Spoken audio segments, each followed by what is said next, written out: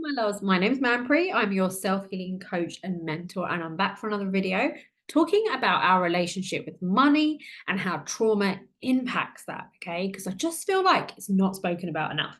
Now, I've spoken at length on my podcast about how trauma impacts our romantic relationships. It can make us chase love, it can make us a magnet for toxic love and unavailable people. It can also make us really afraid of relationships, so we stay alone.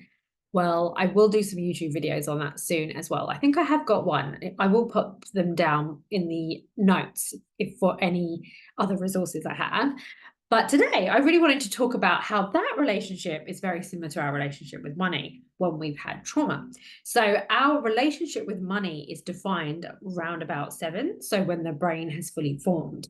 And we're taking in information about money all around us, from the way that our parents are dealing with money and, our family, like our extended family, like whether they think it's something that's like an unlimited amount and you can have as much as you like, or if it's a restricted resource.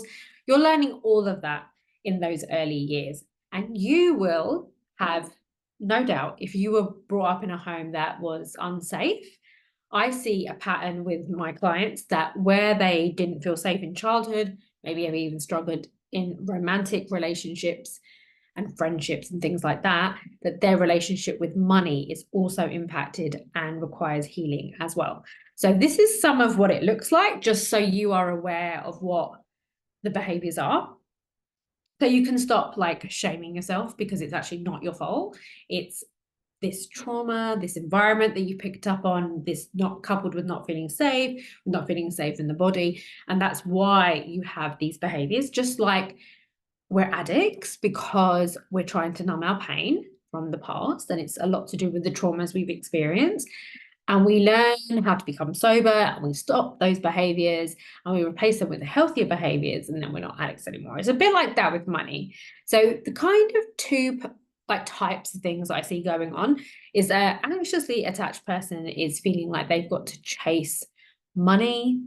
There's never enough of it. They might put a lot of pressure on themselves to do a lot for money. So they might overwork, allow themselves to get underpaid. So it's a bit like that toxic lover, right? Like you just put up with crap, you take crumbs, you don't think you're worth more. It's the same with money. So are you like money's bitch, basically? Are you in like an environment where you're not paid appropriately? Are you in an environment where your boss isn't good to you, but you're staying because you don't believe that you're worthy of more? Or some of my clients, they will work on their own healing and have this huge desire to set up their own businesses and help people in different ways, but they stop themselves because of this. I'm not safe with money and I need to just put up with crap in order to have it. Like we just basically let money run our lives, right? So it's very anxious. You can also be like quite afraid to hold it, so you spend it a lot as well. That's what I see.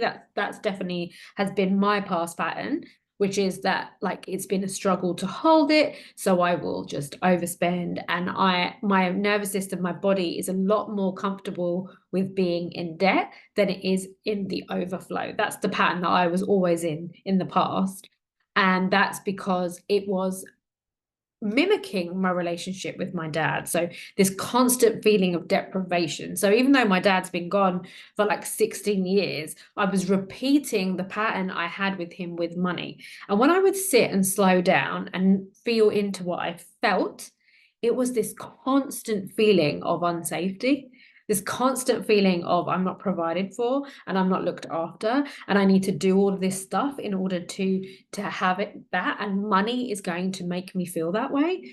So, and this is where like men and women get into some really bad patterns of harming themselves for money, even like not listening to their bodies, not taking care of themselves, being in bad situations, staying in bad relationships because money has such a hold of them. And of course, we need money to survive, right? We need it for food and for shelter. So there is that. But often the story that we're telling ourselves is so much bigger than what is the reality. And we stay in these toxic situations because of those fears. So that's that anxious attachment, right? So feeling like it can't be there for you, feeling like you have to chase it, that there's not enough, that it's a limiting resource. And then you have my avoidance. These are the people that just don't really want to look at money. They don't look at their bills. They don't know how much debts they're in. You do have the type of people that will hoard money as well. And I think that still comes in that sort of anxious attachment bracket. So you'll have loads of savings and you will struggle to really spend them, especially on yourself. You might be spending them on like getting help and things like, but it's hard for you to do that. But you are doing that, or you might not be doing that at all. And so I remember saying to one of my clients, because it's a very different pattern to me, because I don't feel safe to hold. That's always been my pattern. But some of my clients, their pattern is to hold lots of money, and that there's no amount that makes them feel safe. So they will have a whole load of savings, but they still don't feel safe to go after their job of their dreams, for example, or to follow their heart's desire and do work that they want in the world, even though they've got like, I don't know, 6 months worth of money there or whatever. So it's the same thing. Money, you're still money's bitch, you know? So it's that same anxious attachment. And then you've got the avoidance. So they just ignore bills, just ignore taxes, ignore things, ignore like fear of making it. Like they'll tell themselves a story that they can't, so they won't try, or they won't. It's like a bit of a hermit approach sometimes to creating money. And all of these things, I just want you to become aware of your patterns with money and just observe it as if it is just like any other relationships, and how it makes you feel, how it makes you feel when you spend it, how it makes you feel when you save it, how it makes you feel when you get a bill, like just noticing how it makes you feel and what is it bringing up inside of you? What is it reminding you of? What is it that you are feeling when you are feeling money, right? So for me, money is a source of shame, even because my pattern with my dad was that he wouldn't allow me to even have access to my own money. And he would expect me to work and to earn it, but I wasn't allowed to have it and enjoy it. So that's how I got into the pattern of overspending very quickly. And also my dad was really frugal. And so I find that frugality, I have found that really, like, it makes me feel ick because it reminds me of him and how he wouldn't get my needs met. And this is the thing. We can grow up in a house like mine where there is money, like we were properly middle class, there was money. My parents had 2 cars, we went on holidays, but my dad acted like there was none. So his fear and his anxiety around money, and in fact, both of my parents, as they were immigrants, that kind of came into me. So that's how my relationship with money got molded at the age of 7 from their experiences of money and the world and the stories that they told themselves, but then also from that trauma and that lack of safety, which somehow I twisted in my brain. Now, if we can make ourselves feel safe and neutral with money, so we just feel like money is just a resource here on this planet, like air, like we don't put like a whole load of attachment to money, then that is so much more helpful for us, because then we'll be like, you know, I'm worthy of whatever number I want. Another thing that people do, because and this isn't just a trauma thing, this is just a general people thing, but like we don't spend in a way that's aligned with our values. We spend in a way where we've been brainwashed, in all honesty. So it's like what society is doing. If everybody's got an iPad, maybe you feel the pressure to buy an iPad. I remember for ages I didn't get a new phone, and everybody was like having, you know, proper phones like we have today. I used to have like one of those weird BlackBerry things. So, you know, just kind of noticing that, oh, I've seen an advert like 100 times and now I want to buy it, because that's kind of how the brain works. So we're being brainwashed sometimes, and also we're buying things that other people consider value, maybe like a fancy car or a fancy house or whatever, but it's actually not important to us. So really thinking about, you know, what do you value, right? So for me, I love travel, I love to learn, I love to meet like-minded people. So therefore, it's an absolute investment for me to like go to a spiritual retreat or to book a holiday for me and my husband or to get a really great coach that can help me on my journey. That's like so in alignment with my own values. What I don't value is things that drain my energy. So I might not spend a load of money on a night out or something. And also not just values, but your priorities for your energy right now. So if you are, wanting to heal, then your money, and that's where you want to go. That's the focus and the direction of your life. Then, really thinking about how money can support you with that evolving of your story, that helping and supporting you, but also allowing to save money for the future, saving 6 months of money to take care of you later, clearing your mortgage. Like money is just like a number, and we can have as much as we like when we believe we're worthy of it. But the thing is, because of the anxious attachment, we don't think we're worthy of it and we don't believe it's possible for us. And that kind of gets us stuck in a pattern. And even when we do, like I had a really big year in business last year, which was like 6 figures, but because I was still doing my money work, I didn't really keep any of that money, to be honest. It was either invested into my business or it kind of, I don't know, went away like through me panicking because I wasn't used to holding it. So when we understand our patterns, we can, have a spending plan, a proper strategy for how we're going to spend and how it's going to like nourish our lives, how it's going to take care of us. And also notice our behaviors that are draining our money. It's like it can be an energy drain, like our addictions or our things that we're doing because we can't actually say no to people, or our like ridiculous behavior of being busy all the time and how much that costs, or like having huge groups of friends but not really feeling connected and not really enjoying any of it. Like, really thinking about like, what do you want to spend your money on, and what is important to you, rather than just, I think the way the world is, we just like earn some cash, we pay for the things we need, and we just keep trotting along. But it doesn't have to be like that. You can have the overflow. You can have money saved to keep you safe. You can have money to nourish your life and the experiences you want to have.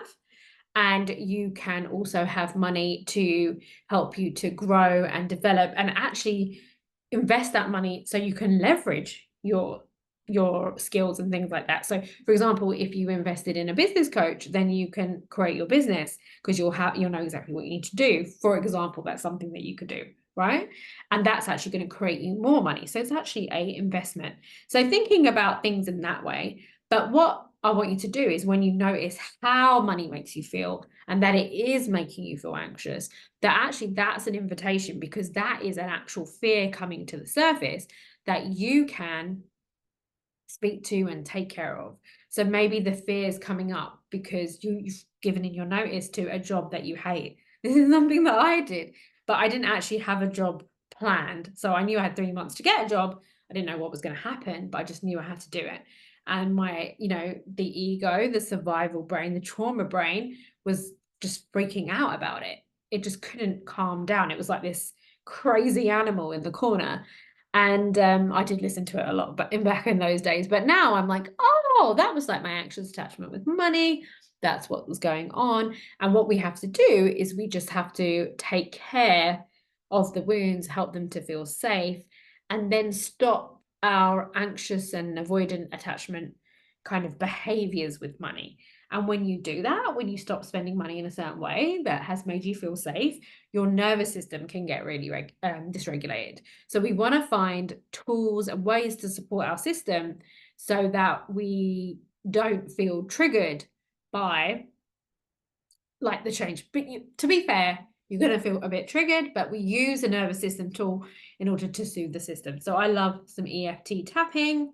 So I'll be like, even though I'm really scared right now because I've quit my job and I'm not quite sure how I'm going to get money this month, and it feels really scary, but I just couldn't work there anymore, and I'm trying really hard to trust that there'll be money, but I'm not sure there will be, and I'm really, really scared. oh my gosh, all this fear about money, all of this fear about money is making me want to go get a really crappy job. Oh my God, I'm so scared. Oh my God, I'm so scared. Oh my gosh, so scared. And just sort of tapping it out and then just seeing what comes next. I know I was speaking to a friend the other day and she was getting a redundancy payout. That's what we call it here in the UK. So like for leaving her job. She was going to get some money. And then she was saying, oh, what I thought was I'd just get a job straight away, just so I know I've got money, so I don't like waste that money, and then I can start my business, because she's putting it to a future version of her, so she doesn't have to deal with all of the emotions that come by actually her betting on herself. And that's what we do. So that's another example. And I totally get it, because, you know, money's a scary area and we have bills and things to pay.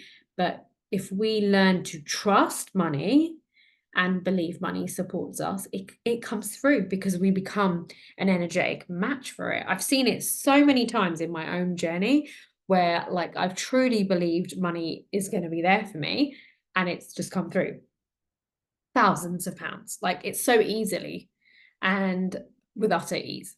And then other times I've been so anxious about it, it's nowhere to be seen. So there's nothing like an entrepreneur journey to test that theory for you. So basically, the safer that we can feel with it and the more balanced we are in our relationship with it, the more it is actually there for us. So I know I always compare this so much to romantic relationships, where I really struggled with romantic love. I chased after unavailable men, a bit like what I did with money. And I got to a point where I was like, I'm going to stop chasing the unavailable men. I'm going to stop doing all the toxic behaviors, and I'm just going to take care and be there for myself. I'm going to be who I want. I'm going to be who I desire. I'm going to give that to myself. And the more and more I embodied that, the more and more I was that on a daily basis. It was a very easy transition to actually meeting my now husband. And that's the same thing with money. So what we want to do with money is we want to look after our money. We don't want to spend it on crap. We want to follow our spending plan. We want to, like, you know, watch out for those addictions. We want to be spending our money in alignment with our values. We want to be following that structure of that spending plan to keep ourselves safe. And we want to really think about why is money important to me? How do I want it to make me feel? And for me personally, that is safety. So how can I make myself feel safe? What can I say to myself? How can I talk to myself? How can I take care of myself? What can I notice every single day that is here for me now that can help me to feel safe? And the safer and safer I feel around money every single day, then I can attract it, because I'm basically in the same frequency. Now, there's some great tapping books that I can recommend. Tapping for Wealth by I can't remember her name, but I'll put her book. What's her name? I've got it here somewhere. Oh, Margaret Lynch, and her son. Yeah, Margaret Lynch is her name on that book. She's got married since then. So that's a great book to like tap it out. I also have an EFT tapping guide, which I'll leave down there in the episode notes, in the video notes. And also, I am doing right now a free secret podcast. So you can binge listen to 6 of my episodes that are all about wealth creation, but not wealth creation on its own. We're doing it with health creation as well. So you can download that completely for free. It's down below if you would like to sign up and join us. And I also have details of my manifestation trauma-informed framework. So all the things I do to actually attract money. And my magnetic money course, which is like going deeper into the healing process. So I'm going to pop all of those down below so you can enjoy them. And I have a program coming out in October, which is a 6-month program to heal, group program to heal your relationship with money and your body. So these resources I'm creating can support you in the meantime, and come and join us. And then we get to hang out like 3 times a month. For 6 months. So it's really, really cool. And if I'm not running that, you will be able to do it through self-learning. So all of the details are below, whether you watch this when the video came out or whether you watch it years later.